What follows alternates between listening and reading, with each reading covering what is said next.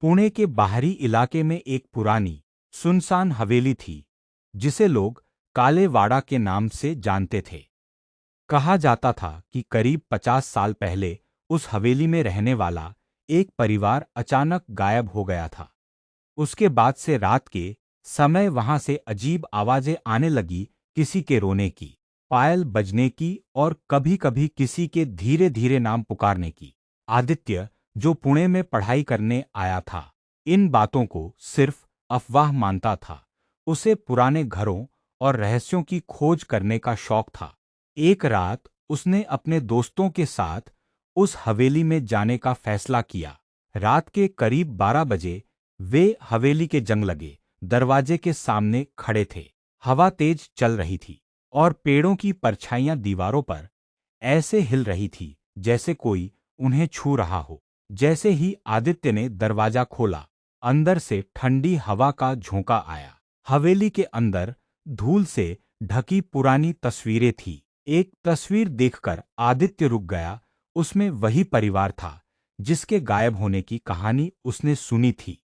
लेकिन तस्वीर में कुछ अजीब था। परिवार के बीच खड़ी एक लड़की की आंखों पर काला धब्बा बना हुआ था, जैसे किसी ने जानबूझकर उसे मिटाने की कोशिश की हो। अचानक ऊपर की मंजिल से किसी के चलने की आवाज आई। कोई ऊपर है क्या? आदित्य ने पूछा। कोई जवाब नहीं आया। वे धीरे धीरे सीढ़ियां चढ़ने लगे। ऊपर एक बंद कमरा था, जिसके दरवाजे पर पुराने अक्षरों में लिखा था, मुझे बाहर मत निकालना। कमरे के अंदर एक पुरानी डायरी रखी थी। डायरी में लिखा था कि परिवार की बेटी मीरा को किसी ने धोखा दिया था और उसकी मौत के बाद उसकी आत्मा इसी हवेली में भटकने लगी। आखिरी पन्ने पर सिर्फ एक वाक्य था, जिसने मेरा कमरा खोला वह मेरी कहानी का अगला हिस्सा बनेगा। अचानक कमरे का दरवाजा अपने आप बंद हो गया। बाहर से पायल की आवाज आने लगी, छन छन छन। आदित्य ने पीछे मुड़कर देखा। कोने में वही लड़की खड़ी थी जिसकी तस्वीर में आंखें मिटाई गई थीं।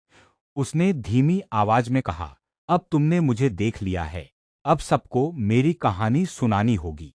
अगली सुबह आदित्य के दोस्त हवेली के बाहर बेहोश मिले, लेकिन आदित्य गायब था। कुछ दिनों बाद पुणे के एक पुराने इलाके में लोगों ने एक नई तस्वीर देखी। वह उसी हवेली की दीवार पर लगी थी। तस्वीर में पुराने परिवार के साथ अब आदित्य भी खड़ा था, और इस बार तस्वीर में एक नई जगह खाली थी, जैसे कोई और अभी उस कहानी का हिस्सा बनने वाला हो।